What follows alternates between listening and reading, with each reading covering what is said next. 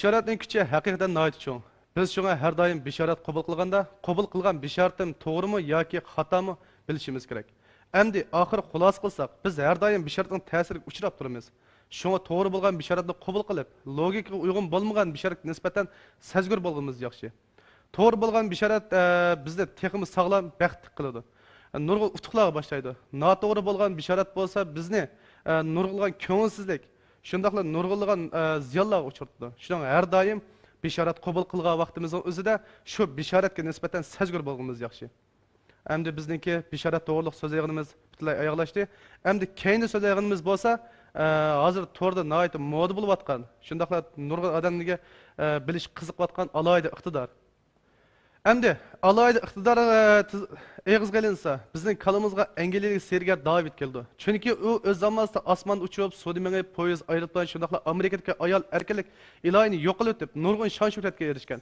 Ham nurg'un odam tarafidan serlik odam deb nom olgan. Yana hozirgi dangliq sergar Kilis Anjar. Bu shu Davud erishgan nom atoq shon shuhratga erishyapti. Lekin Davudning alohida iqtidori shu vaqtda nurg'un odamni hayron qoldirgan bo'lsa, hozir uning shu alohida iqtidori deyilgan hünərlərinin hamısının məxfiyyəti aşkarlandı. Burun onunla çoxunğucu əmdi onun həmin məxfiyyətindən xəbərdar oldu. Sihirgərlər arasında mandaq bir maqal təmsil var. Dünyadakı ən usta aldamçı, ən uluq sihirgər. Muşu gəpdən kördəşqə buldu ki, şu xil alayt iqtidarını keynigən nurgun aldamçıq sinген. Şu xil alayt iqtidarını qılğan adam nurgun pəndin paylanıb durub, şu işlərini əməlgə aşırdı. Məsələn, ximiya, fizika, matematika, biologiya, psixologiya, ədəbiyyat qatarlıqlar. Xoş, ondaqda ximiya o'qigan odamlarga ayon. Ximiyalik narsa orqali ba'zi narsalarning rangini birdan o'zgartib etkili. Ba'zi narsalarni parchaqli, shundaqla tumor qatorli narsani eritib etkili bo'ldi. Ondan ozroqli hunar ishlatib, buni qandaqdir bir alohida iqtidor qilib ko'rsatkili bo'ldi.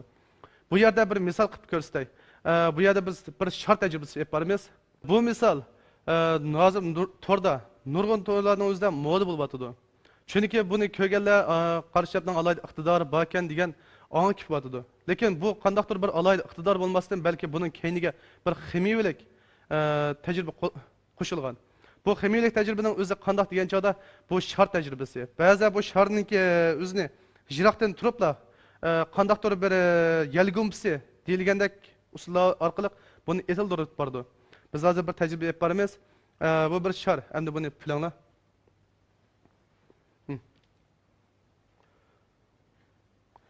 Ha.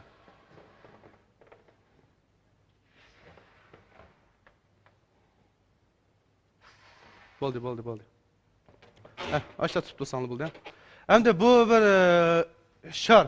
Endi biz buni ba'zida qanday qilyapti desanglar, siz mishlab tutup dursanlı buldu qo'lingizda. Mana qaranglar. Dal mushunga o'xshash. Bu sharni etib bordi. Etib etgandan keyin ba'zilarning qalasida bu bir qandaqdir bir yalgumpisi qatarlıq nurg'ulligan odamni qaymoqtirib qo'ydi. Buning maxfiyati bo'lsa, bir apelsinning posti. Apelsinning postiniki nihoyat kuchli bo'lgan ximiyaviy chertish iqtidori bo'lganligi uchun sharga shu zaman tekkamanlar portlash hodisasi yuz berdi.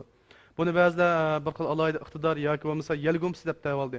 Amaliyotda shu yalgumpisiniki ba'zi oqisga nurg'ulgan ximiyavilik yoki fizikalik maxfiyatga ushlangan bo'ldi. Qani biz nafaqayda rasta apelsinning suyi portlatamdi yoki portlatamdi. Mana apelsinning suyini shu zamonda siqqan amalda bu sharda portlash yo'li so'z berdi. Mana bu usulning keyniga bo'lsa bir ximiyavilik o'zgarish yushirgan bo'ldi. Endi bizni yana bir hayron qoldirdigani, daxi bugun atiganlar mening bir do'stim dedi. Bir alohida iqtidorga ishonmasam olmaydi. Men birisini ko'rdim, bu yalgumsi orqali jiroqdiki bir istakan medirlatib dedi. Amaliyotda biz ba'zi ko'rsak bu haqiqatan rostlik bilindi. Lekin biz esimizni tutib olishimiz kerak. Agarda yalgumsining haqiqatan sehriy kuchi bo'lsa, haqiqatan jiroqdagi narsalarni tegmay turib midratib oladigan iqtidori bo'lsa, Nyutonninki ikkinchi qonuniyati, ya'ni jismga ta'sir ko'rsatmasa harakat qilmaydi degan qonuniyatiga zid bo'lib qoldi. Endi bu qonuniyat bo'lsa, butkul dunyodagi fizika ahli biroqla shundaqla hammasi e'tirof qilgan bir qonuniyat. Endi bizda bu yerda bir savol tug'ildi. Haqiqatan shu yalgumsi ishlatgan odamning o'zi şu Newton'ninki qonuniyatigami butunlay buzib talamdi. Amaliyotda buning javobi yo'q.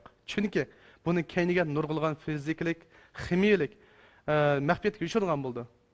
Endi biz bundan keyingi tajribamizda yana boshqacha xil usulda yana isbotlab beramiz. Endi yana ba'zi nurg'unlagan alayda iqtidorli kishilar bor. Bu kishilar matematikadan foydalanadi. Matematika orqali sizningki tug'ilgan vaqtingizni hisoblab chiqa oladi. Endi bu xilniki hisoblash tajribasiniki bu xil hisoblashninki formulasi bo'lsa, to'rdan izlasangiz nihoyat ko'p. Endi yana ba'zilar adabiyot orqali shuni adabiyot orqali ba'zi sehri kuchni ifodalab chiqildi. Endi sizlar ko'rganlar buni ko'rib oldinglar. Men ko'rishdan burun bu yoqqa buni yozishdan burun hech qanday gapni qilmadim. Endi biz bu yoqqa adabiyotniki haqiqatan shunday iqtidori bormi yo'qmi? Biz ko'z boqaylik. Odatda bir xil qartning o'zida necha xil qart bo'ldi? Bir qo'l qartning o'zida necha xil qart bo'ldi? 4 xil. Nihoyat yaxshi. Qog'oz tapan chitirg'ish, shundaqmi? Qog'oz tapan chitirg'ishning o'zidan xohlagan 2 xil qartni danga. Qog'oz bilan nima? Eshib qolgan g'ish bilan tapan, shundaqmi? 2 xil qizil qart. Endi g'ish bilan tapanning o'zidan xohlagan 2 qartni danga. Tapan. Nihoyat yaxshi. Tapanning o'zida 13 tal qart bor. Shundaqmi? 13 tal qartning o'zidan siz hamda tuzdan karılgıç olan sanның o'zidan 5 tal qartning ismini deb bering. Ha. 3 4 5 6. Nihoyat yaxshi bo'ldi. 3 4 5 6 10. Yaxshi. 3 4 5 6 10 shundaqmi? 3 4 5 6 10 ning o'zidan xolgan 3 ni tanlang. Eshib qolganda 4 bilan 5 shundaqmi? Endi 4 bilan 5 ning o'zidan endi xolgan birini tanlang. Eshib qolganda 5 shundaqmi? Tapanning 5i. To'g'ri bo'ldimi? Endi mushu tapanning 5ni siz o'z ixtiyoringizda tanladingiz, shundaqmi? Agar meningki qo'limda men olib sizni kontrol qilib oldim desam ishlamsiz. Mana qarang. Amaliyotda tapanning 5i. Amaliyotda bu bo'lsa-mu? Qanday degan chog'da bu bir aldamchiq texnikasi.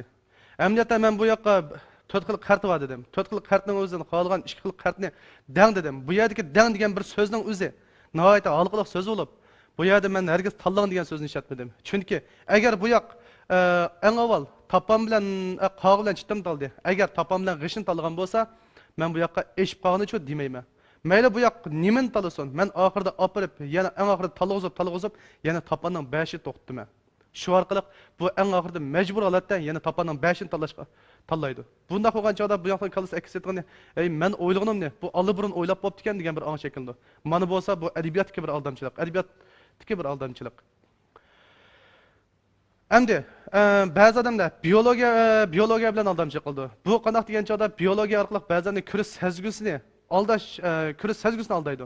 Ko'rish sezgusini aldab, shu orqali ba'zi bir harakatlarni nihoyat tezlik bilan ep boradi. Chunki odamningki ba'zi kuch nurlarga kuchlik uchirgan vaqtning o'zida odamningki ko'rish sezgusi ma'lum vaqt ko'rish sezgusini yo'qtidi. Shundan foydalab ba'zi aldamchiliklarni ep boradi. Endi mayli qanday hunar ishlatsin, hammasi ilm fan orqali amalga oshadi. Shunga biz bu alayda iqtidorga sovuqqonlik bilan muomala qilishimiz kerak. Endi ba'zida texnik kuchli holatda texmo bir qator oldi ilgili holatda odamning psixologiyasidan foydalanib turib sergalik qilib borgan bo'ldi. Bu xil sergalikning usulda ba'zi to'rda ba'zida chiroy ilmi yoki qandaqdir ko'ngil qalb kontrol texnikasi degandek ismlar orqali boshqalarning nihoyat sirliq tuyg'u kelib qo'ydi. Biz boshda so'zlagandek rasmsiz turish yoki harfni tanlagizish degandek qo'l ishorat orqali ma'lum bir ideyani singdirib shu orqali bilib olish orqali bishorat bilan sharqliq ba'zi narsalarni amalga oshiratadi. Shuningda qarablar ba'zi qalb kontrol texnikasi deb ataladi. Amaliyotda bu qalb kontrol texnikasi bo'lmasdan balki psixologiyadagi bir bishoratning kuchi. Endi biz hozir ko'rdik, adabiyot, ximiya, shundaqlar shu psixologiya to'g'risida tushunchaga erishdik. Endi bir fizikalik bir tajriba qilib qoldi. Bu fizikalik tajriba bo'lsa, bir tosh cheqish tajribasi.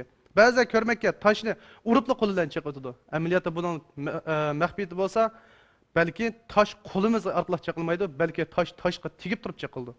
Haqiqatan shundoq bo'landi, biz bu yerda bir tajriba ishlab boqaylik. Endi biz bosh so'zlab o'tganimizdek har xil palla orqali sergarlik yoki alayda iqtidor ep bordigan odamlarni ko'rdik. Endi biz haqiqatan toshni fizikalik orqali chaqilib bo'landi bo'lmandi degan bilan o'rtoqlashamiz. Amaliyotda buning javobi yangi bo'ldi. Fizikalikda orqali chaqqan chog'da tosh amaliyotda bizning qo'limizga tegib emas, tosh tekkanlik uchun ondan chaqildi. Bu yerda biz bir tajriba ep boramiz. Bu yoqni sizlar tutib turinglar. Mesela aldır kilanglar. İki kulağını demeden tutup sana buldu. Evet yaxşı. Bu emniyette bir kirip kelgen bir adetki taş. Bunun ait yerak diyen neresi yok. Emniyette. Bu biz taş urga vaktiki usul okşamaydı. Emniyette qo'lning ki bir taşın çekildiğin küçü olmaydı. Lekin bu yerdeki bir mesele şu ki emniyette taş tegib turib çekildi. Belki qo'lga emas. Biz hozir bu muşundaq qo'ygan vaqtingizda bundaq ursak hergiz çekilmaydi. Bunun usuli bo'lsa biz başkalarının körüş biz baş deyilgandek biyologiyada mı paylandı deb adamning körüş sezgisi tez olib ketgan chog'da ba'zi narsalarga ko'ramaydi. Şu sebepten biz tezlik bilan urga vaqtingizda bu yoqning körüş sezgisi bunun körüşga ulgurmaydi. Şu sebepten paylandılar biz taşını çekib olaymiz. Endi buniki usuli bo'lsa mana bu shundoq.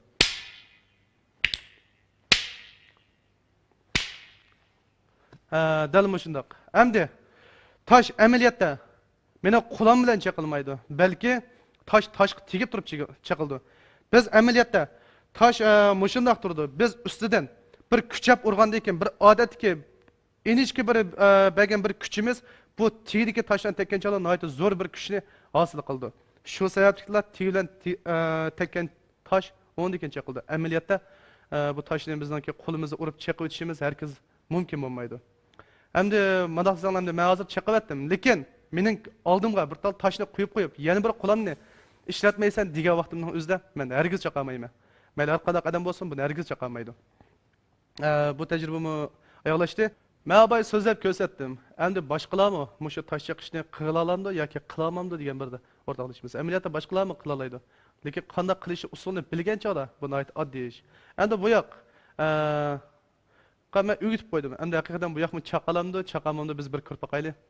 Qani deyilgandek toshni urishdan burun uzoqlik ko'tarib olasiz. Undan keyin ustiga birini solasiz. Shu sababli oddiy bir harakatlanish kuchi orqali tiyda zo'r bir kuch hosil bo'ldi. Tiyliklar ikki toshdan tiyish orqali.